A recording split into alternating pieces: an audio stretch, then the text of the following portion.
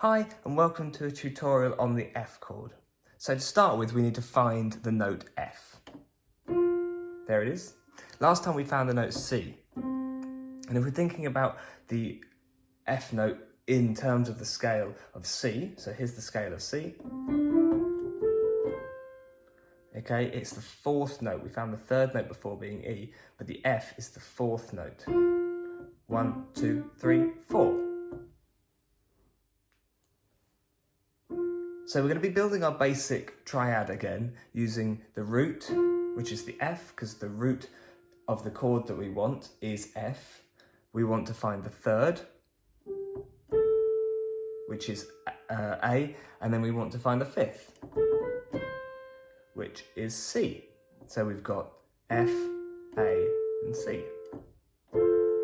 And that is our root inversion F chord, using our root, third, and fifth, F, A, and C.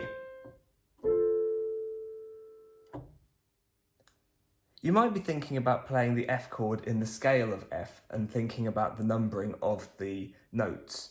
Because if we think about it in this sense, in the C scale, we've got 1, 2, 3, 4, 5. And in the F, we're thinking about 1, 2, 3, 4, 5. You'll note that I added the B flat there because that is the fourth note in the F scale.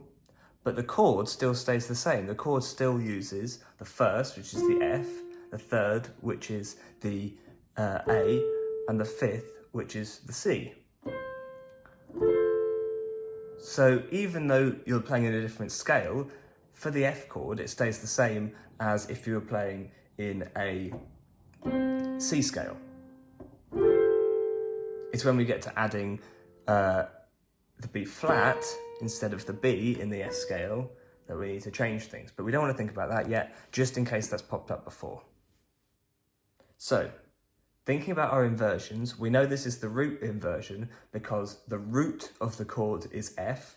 So my thumb will play the root on the first note, then the second note will be the third note, and the last note will be the fifth, which is C.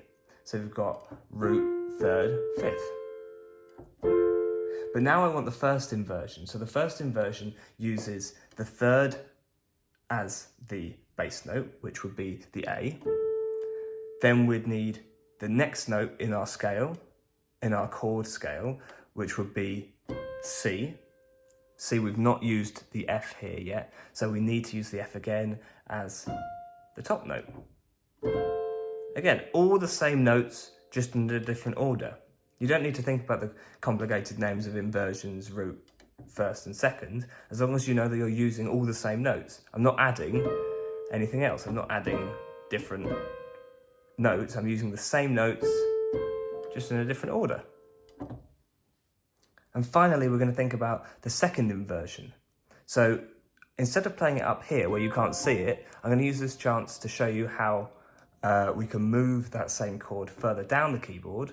So I know that you can't see this, but you can see that I'm starting on the fifth note in the chord, and I'm using the first and the third. But you can't see that there, so what I'm going to do is I'm going to pick it up, and I'm going to move it down here. So again, I'm going to use, thinking about the triad, the fifth note in that chord was C, so I'm going to put that in my bass note, and then think about what comes next. Well, my next one is going to be F, because I don't use a D or an E, so my next one is F. And that sounds nice by itself, but now we need to make it major by adding the third, so the major third. So there again, I'm using all the same notes. I'm using C, F, and A, but just in a different order.